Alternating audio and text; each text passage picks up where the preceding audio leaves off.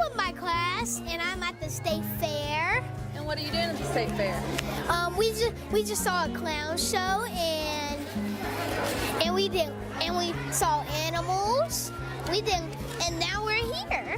Did you learn anything about the animals? Mhm. What'd you learn? I learned that pigs eat slop, and moles start as.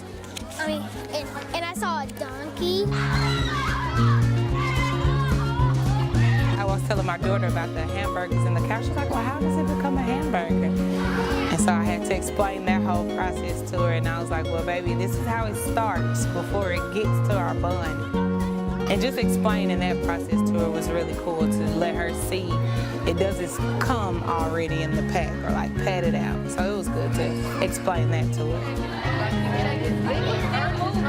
We're making products.